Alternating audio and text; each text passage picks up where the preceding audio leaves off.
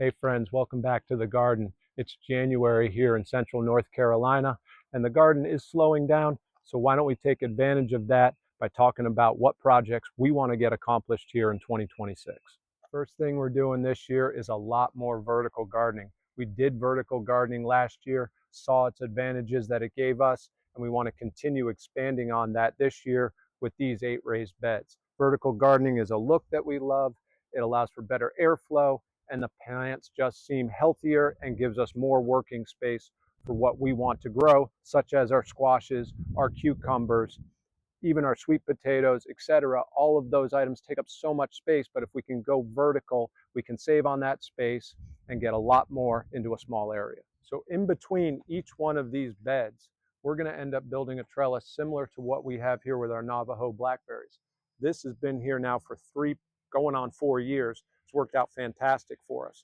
So what we're going to do is going to be a little bit smaller, obviously, and we're probably going to be a little bit taller, but this design look is what we're going to carry through each one of these beds here.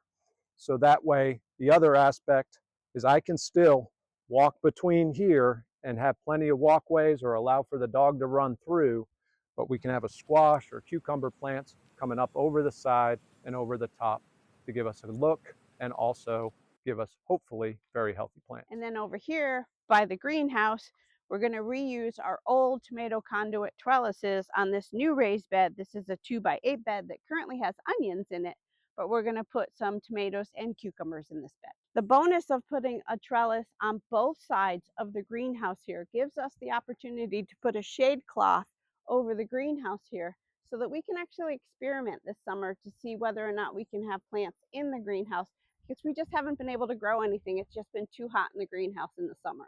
So over here in this part of the garden, even though I have a gate, we're going to go vertical by putting in a cattle panel, making a tunnel area right here. We really don't use this space. I don't really use this gate that often. So by putting that panel here, we can grow some peas here in the late winter, and then we can transition over to pole beans and hopefully have a little bit more success. But it's using this space that otherwise would probably just sit here. So if we go vertical, we can add some more plants here, hopefully get some good results. So another project that we've got to be working on this year is the continuations of these pathways. We started them last year. We've got videos out there on them if you want to go check those out.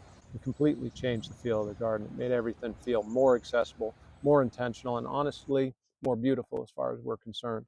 This year we want to expand on that. More pathways, more grass, more structure.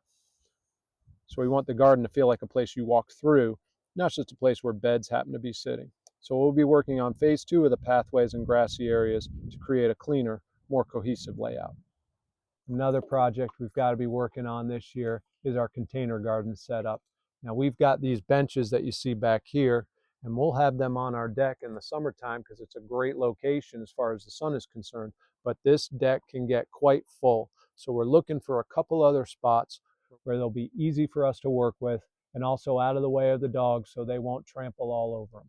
So we have 2 areas of our deck that we want to put to better use. Right here, and then also, if you come around, right here. Both of these spots are fantastic for some of our potted plants.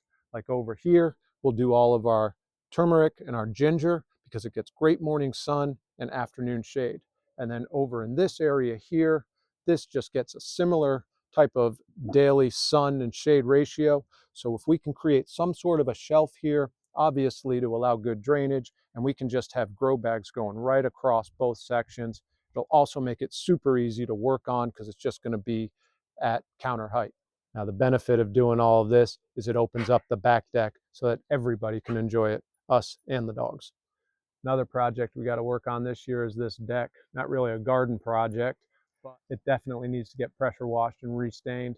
It's gotten a lot of abuse over the last couple of years. We've had a ton of plants on here. So that's another reason why I want to get some of these potted plants off of the deck and onto the sides. One other key thing that we definitely want to work on here in 2026 is our soil and also our flowers. Now, as far as the soil is concerned, I'm going to go and get this soil tested because of all of our beds that we have. They were in at different times, and so there's probably different compositions of what this soil is like, and I'd like to eventually get it to a more consistent level throughout. So now what I want to do is also focus on our compost and our mulching so that we can get better microbiology, which will in turn give us healthier soil and healthier plants. And we're also adding more flowers into the garden. Not only are they beautiful, it's really beneficial for the pollinators. So that's it. Those were our goals for 2026. If you want to follow us along on our backyard journey, make sure you like and subscribe, and we'll catch you on the next video.